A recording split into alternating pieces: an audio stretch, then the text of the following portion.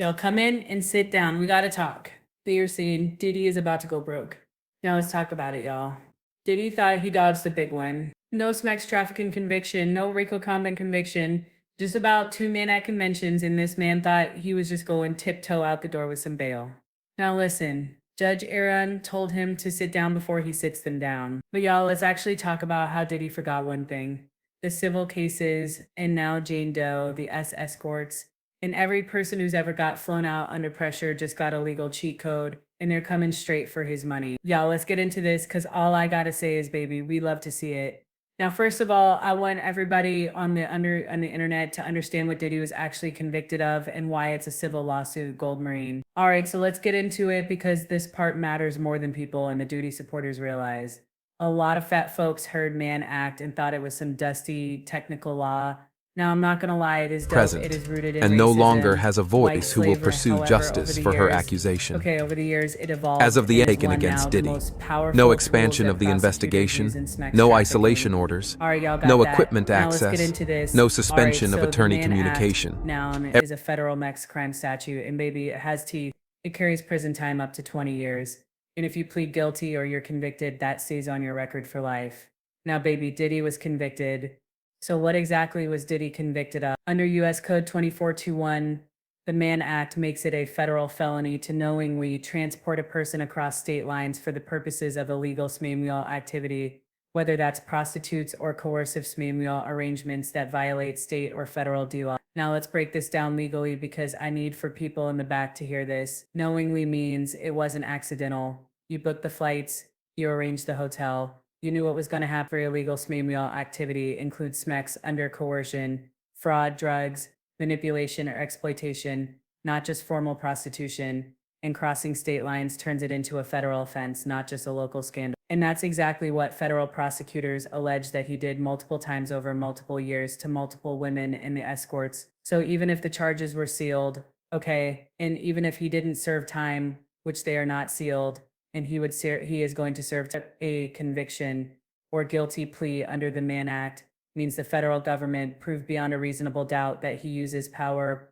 wealth, and transportation access to commit smex trials, sex crimes. Maybe let that sit in. No, literally let it. Okay, now here's why the conviction is a civil lawsuit jackpot. It removes the burden of proof for future plaintiffs. That's right. Jane Doe and the escorts don't need to prove that Diddy intended to exploit them across state lines. All they have to do is show up and say, Yana, here's his federal conviction. He's already been found guilty of doing this exact thing. They don't need him to be convicted of smex trafficking. They only need to show by a preponderance of the evidence that it's more likely than not that he harmed them. A Mann Act conviction is like a neon sign for the judge saying this man has done this before. This isn't theoretical. The Mann Act makes him legally vulnerable even without jail time. Because let's be clear, Diddy may be able to avoid a lengthy prison sentence, but legally he's now a convicted SMX offender under federal law. That's admissible, that's powerful, and in a civil court, baby, that's money. The survivors don't need to prove consent was absent. They don't need to prove, oh, I didn't consent, I didn't want it. They don't have to sit up in front of those juries and listen to them watch all their horrors and being like, nah, you wanted it. The law has already said it didn't matter because under the Mann Act, consent is invalid if the sexual activity involved fraud, manipulation, or abuse of power. So when people say, well, they agreed to go, the court has already decided the agreement was not legally valid. You cannot legally agree to let somebody exploit you like that. Now here's the translation for the timeline and the people in the back. Diddy just didn't take a PR hit, y'all. He was legally branded as someone who exploits women using power, travel, and coercion. Even if he never wears an orange jumpsuit, and he will. Even the best estimate, Mark Gargos, has him as a year. His money is now on the table and the bill is coming due. But y'all, let's also focus on the civil fallout. Okay. How this one, well, actually, these two convictions opened the lawsuit floodgates. Diddy's Mann convention didn't close that chapter. It cracked the safe open because now, well, actually, yeah, now that Diddy's been formally convicted of a federal sex crime. What's that mean? Take a guess. Every person who has ever been flown out, locked down, coerced, rugged, assaulted, manipulated, or just controlled by this man in a spectral context. Baby, they've legal ammo. Who are we talking about? Jane Doe, the escorts, any background dancers, industry girlfriends, paid for plus ones. I'm just saying. And did he pay for their time, not their body? And the ones who were told this is how it works, get used to it. And anyone who had to play alone to survive. Now, thanks to collateral. Estoppel, a legal term. Diddy can't just show up in court and say, I didn't do that because the federal government already said yes. Yes, yes, you did, in fact, do that. The Mann Act conviction means every survivor's legal team gets to skip step one. They don't have to prove if he's guilty. They get to focus on how much he owes. And baby, of course, this is about money, not prison. But again, don't let people screw you with the okie, okay? Don't let people screw you with the okie. Okay, well, oh no, why are you doing civil? You just want money. Hell yeah, run that fool's pockets up. Because without that money, these people wouldn't be on their hands and knees, begging for pennies, doing his evil work. All right?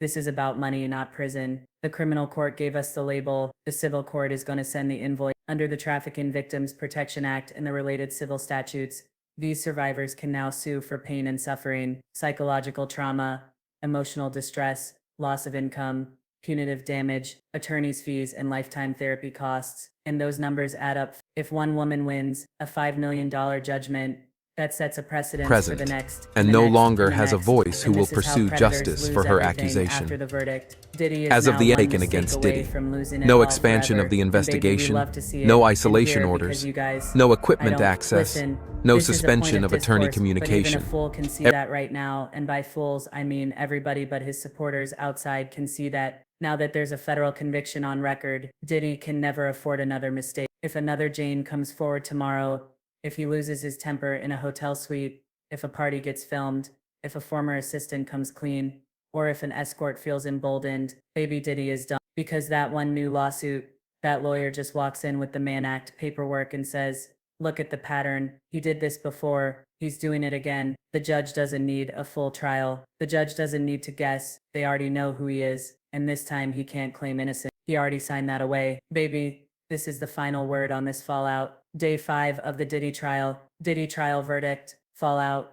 I guess. Did he thought that literally only being convicted of those 2 counts could save his empire? But what he really did was hand every survivor the legal weapon they were missing. He thought it was over. But the truth is, that signature under the Mann Act just made it open season for his life. Again, I want you guys to know he pleaded guilty on 2 counts. And it's not even what he pleaded guilty for, it's what he admitted on the record. Mark Agnapilio admitted he was very violent, admitted he did all those horrible things. That's why he got denied bail. Everything he admitted in that court can be used in a civil suit. Baby, again, the Mann Act blew the door open. And get this, the feds might not be done. The Mann Act wasn't just a slap on the wrist. It was a wedge, a crack in the dam. And now the water is rushing in civilly and perhaps even criminally. Let's be clear. When the federal court convicts you under the Mann Act, you don't just lose reputation, you lose protection. How? Well, how about this? First, the civil floodgates are wide open. Every woman who thought, well, I can't sue, no one would believe me, now has something powerful in their corner. A federal conviction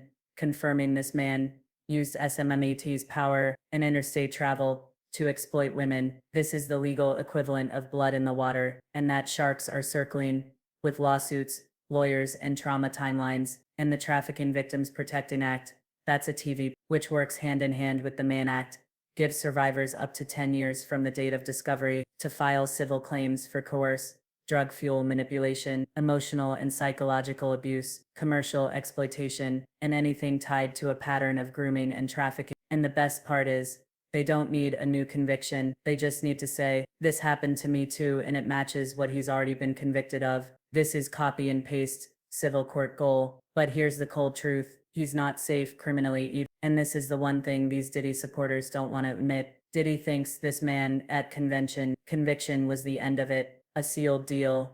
A quiet close. But that's not how feds play the long game. Let's look at the R. Kelly blueprint. First case, acquitted. Second, mistrial. Third, media circus. No charges. Fourth swing.